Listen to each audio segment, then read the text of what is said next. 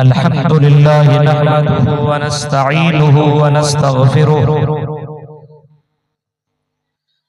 व नऊज़ु बिल्लाहि मिन शुरूरि अनफुसिना व मिन सय्यिआति अअमालिना मन यहदिहिल्लाहु फला मुदिल्ल लहु व मन युद्लिल फला हादिय लहु वअशहदु अल्ला इलाहा इल्लल्लाहु वहदहु ला शरीका लहु वअशहदु अन्ना मुहम्मदन अब्दुहु व रसूलुहु अम्मा बअदु फइन्न खैरल हदीस किताबुल्लाह व खैरल हदी हदी मुहम्मदिन सल्लल्लाहु अलैहि वसल्लम व शर्रुल उमूरि मुहदसातुहा व कुल्लु मुहदसतिन बिदअह व कुल्लु बिदअतिन ज़लालह व कुल्लु ज़लालतिन फिन्नार।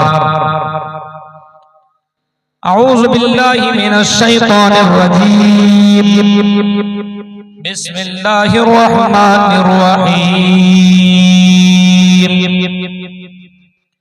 व इबादुर रहमानिल लज़ीना यमशूना अलल अर्ज़ि हौना व इज़ा खातबहुमुल जाहिलूना क़ालू सलामा वल्लज़ीना यबीतूना लिरब्बिहिम सुज्जदन व क़ियामा वल्लज़ीना यक़ूलूना रब्बना स्रिफ़ अन्ना अज़ाब जहन्नम इन्न अज़ाबहा कान गरामा।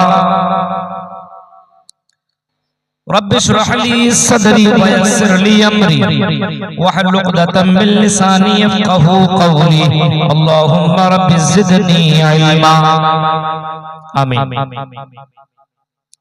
काबिल एहतराम स्टेज पर मुअक्कर उलमाए किराम, मदरसा तहफ़ीज़ुल कुरान के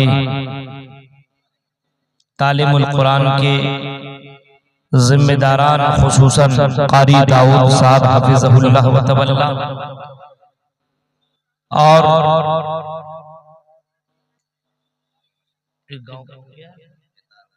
बेतारो और इसके आसपास से आए हुए मौजूद सामीन हज़रात, इस्लामी बुजुर्गों, नौजवान दोस्तों, प्यारे बच्चों और पर्दा नशीन मेरी माँ और बहनों, रात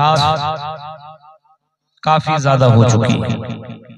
11 बजे मुझे स्टेज पे आना था, लेकिन बारिश की बूंदाबांदी ने प्रोग्राम की तरतीब को उस एतबार से चलने नहीं दिया। बहरकैफ आपके बीच में मैं पहुंचा और मुझे आप इस गांव के अंदर तो हाफिज कुरान को पगड़ी बांधना और फिर उसकी ताज पोशी करना, ये मंजर इतना अच्छा लगा कि मुझे वो हदीस याद आ गई कि क़यामत के दिन जिनके बच्चे हाफिज कुरान होंगे, अल्लाह ताला उनके बाप को ताजुल क़यामत के दिन ताज में। आप समझ सकते हैं ये ताज क्या है? क़यामत के दिन जिसको इज्जत की ताज मिलेगी, उस ताज का क्या आलम होगा। आप तसव्वुर कर सकते हैं कि जिन्होंने अपने बच्चों को हाफिज कुरान बनाया, एक तो बनाने वाला जिसके माँ बाप हैं वो जाहिर सी बात है बहुत ही ज्यादा खुशनसीब हैं, और जिन्होंने ये काम किया क़ारी दाऊद साहब और गांव के जिन लोगों ने, मदरसा के लिए जिन लोगों ने सपोर्ट किया, मैं सबको मुबारकबाद पेश करता हूं और सबके हक में दुआ करता हूं कि रब्बुल आलमीन इस काम की वजह से अल्लाह तो दुनिया में भी और मरने के बाद अल्लाह तो उनको हर एतबार से अल्लाह अजर अज़ीम अता फरमाए। कुरान करीम की मैंने सूरह फुरकान की 3 आयतें मैंने पढ़ी है, जरूरत पड़ी तो और आयतें पढ़ दी जाएंगी। 3 आयतों के ऊपर आज हमारी आपके सामने तकरीर, बहुत ही कीमती बातें आपको सामने में रखने जा रहा हूँ। बहुत ही ध्यान से आपको सुनने की जरूरत है और बहुत ही ज्यादा कुरान की आयतों के ऊपर गौर व फिक्र करने की जरूरत है।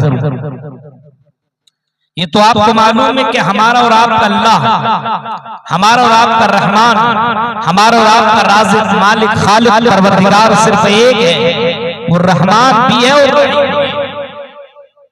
रहमान का मतलब दुनिया के अंदर जितने भी इंसान, चरिंद, परिंद हैं, सबके ऊपर वो रहम करता है, जितने भी हैं, चाहे वो उसकी इबादत करे या न करे, चाहे वो उसकी पूजा करे या न करे, चाहे वो उसकी बंदगी करे या न करे, चाहे सामने वो सजदा करे या न करे, लेकिन अल्लाह ताला ने अपने ऊपर ये फर्ज कर लिया, ऐ मेरे बंदो, नहनु नरज़ुकुकुम, हम तुम्हें रोजी देंगे, वय्याकुम, कहीं फरमाया, और हम तुम्हारे बेटों को, तुम्हारी औलाद को रोजी रोटी देंगे।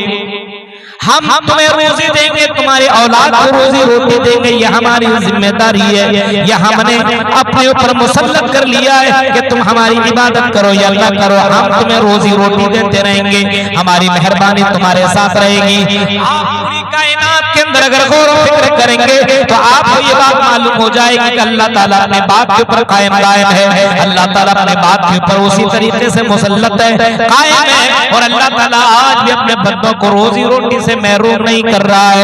चाहे बंदा उसकी इबादत करे या न करे, उसका नाम ले या न ले, उसके बुलाने पर वो जाए या न जाए, मेरे भाई को अल्लाह ताला अपने बंदों के ऊपर रहम कर रहा है, अल्लाह ताला अपने बंदों को रोजी रोटी अता कर रहा है। पूरी कायनात के अंदर जितने भी है सबको अल्लाह ताला रोजी रोटी फराहम कर रहा है। वमा मिन दाब्बतिन फिल अर्ज़ि इल्ला अल्लाहि रिज़्क़ुहा, फरमाया है दुनिया के अंदर जितने भी चरिंद परिंदे, जितने भी मखलूकात हैं, लगभग 18,000 सबको मैं रोजी रोटी अता करता हूँ। ये अल्लाह की जिम्मेदारी है। इंसान अपनी जिम्मेदारी भूल जाता है, लेकिन अल्लाह ताला अपनी जिम्मेदारी को कभी नहीं भूलता है। इंसान भूल गया अपनी जिम्मेदारी को। इंसान की जिम्मेदारी है कि जिसका खा रहा उसका गाय। हम अल्लाह का खाते हैं। ये सांस ऑक्सीजन, ये सांस ऑक्सीजन जो हम और आप ले रहे हैं, इस सांस की कीमत कितनी है? जाओ डॉक्टरों के पास, इमरजेंसी में जब आईसीयू में किसी को जाना हो तब पता चलता है इस सांस की, हवा की, ऑक्सीजन की कितनी ज्यादा कीमत हुआ करती है। तब आपको मालूम चलेगा। अभी आपको कुछ भी पता नहीं है, अभी आपको कुछ भी नॉलेज नहीं है, अब हवा अंदर बाहर कर रहे हैं, आपको कोई अंदाजा नहीं है इस सांस, ये हवा कितनी कीमती है। डॉक्टर के पास आप जाइए और ऑक्सीजन का लेवल जरा कम हो जाए, तब आपको पता चलेगा इस ऑक्सीजन की कीमत कितनी ज्यादा है। मेरे भाइयों, ये तंदुरुस्ती, ये सेहत जो अल्लाह ताला ने हमें और आपको दी है, लेकिन हम अल्लाह को छोड़ करके गैर की जगह हम अपनी सेहत को बर्बाद कर रहे हैं। गलत काम में हम और आप अपनी सेहत को बर्बाद कर रहे हैं। मेरे भाइयों, ये सेहत इतनी बड़ी दौलत है, इतनी बड़ी दौलत है, इतनी बड़ी दौलत है।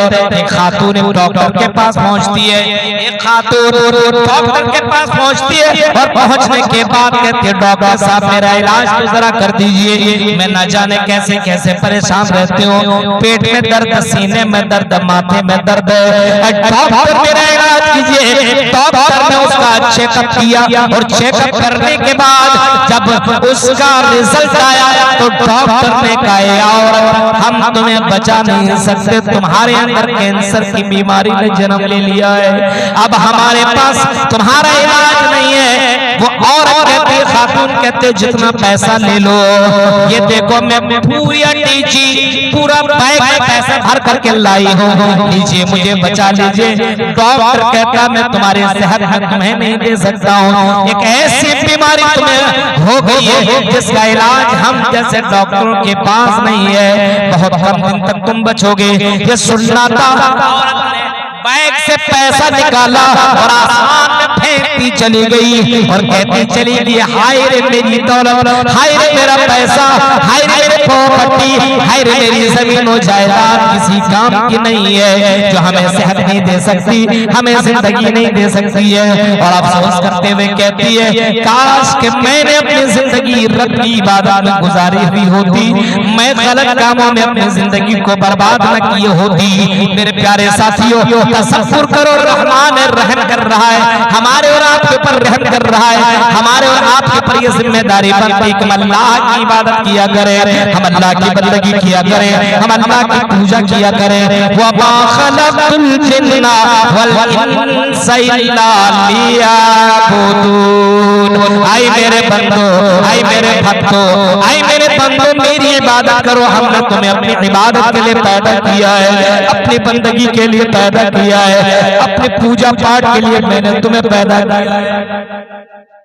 ये रहमान है, रहम करता सबके ऊपर। आप बताइए, आप सबके ऊपर रहम करेंगे? इंसान होने के नाते आप सब पर रहम नहीं कर सकते हैं। आपका नौकर है, आपके सामने काम करता है, तो आप उसको पैसा देंगे, और जिस दिन आपका काम नहीं करेगा आप उसको मजदूरी नहीं देंगे। एक इंसान ये काम नहीं कर सकता है। अब बताइए, अल्लाह ताला के सामने में इबादत नहीं करते, ज़ोहर असर मगरिब इशा फजर की अज़ान हुआ करती है, हम अपने दुकानों में अपने अपने घर के अंदर मौजूद रहा करते हैं, लेकिन हम अज़ान सुनकर के मस्जिदों तक नहीं पहुंचते। मेरे प्यारे साथियों, बताइए अल्लाह ताला कितना मेहरबान है, हमें रोजी रोटी फराहम कर रहा है, लेकिन हम अल्लाह के सामने अपनी बंदगी को साबित नहीं कर रहे हैं, हम अल्लाह की इबादत नहीं कर रहे हैं। मेरे भाइयों, अल्लाह कहता है मेरे खास बंदे वो हैं, मेरे नेकोकार बंदियां वो हैं, मेरे स्पेशल बंदे वो हैं जो मेरे मुताबिक कुरान और हदीस के मुताबिक और जनाब मोहम्मद रसूलुल्लाह के फरमान के मुताबिक अपनी जिंदगी गुजारा करते हैं। व इबादुर रहमानिल्लज़ीना यमशूना अलल अर्ज़ि हौना। जब जमीन के ऊपर रहमान की स्पेशल बंदी चला करते हैं, अल्लाह के नेकोकार बंदे और बंदियां चलते हैं, तो चलने का अंदाज बता दिया करता है कि ये रहमान के खास बंदे हैं, ये रहमान के स्पेशल बंदे हैं, ये रहमान के चुनिंदा बंदे हैं। उसमें चलने का अंदाज बता दिया करता है, चलने में घमंड नहीं है, चलने में तकब्बुर नहीं है। उनकी चाल अगर लड़की है तो चाल बता दिया करती है, ये हयादार लड़की चल रही है, ये मुसलमान की बेटी है, ये मुसलमान की बहन है, ये मुसलमान की माँ है। एक लड़का अगर चलता तो पता लगता है कि वाकई ये स्पेशल रहमान का बंदा चल रहा है। कोई तकब्बुर नहीं, कोई घमंड नहीं। लेकिन कुछ लोगों को जरा देखिए, थोड़ी सी दौलत आ गई, थोड़ा सा पैसा मिल गया, ऐसा लगता है कि अंबानी का बेटा बन गया, रास्ते में चलता है। हालात ऐसे हो चुके हैं, चलने का अंदाज मुसलमानों का बदल चुका है।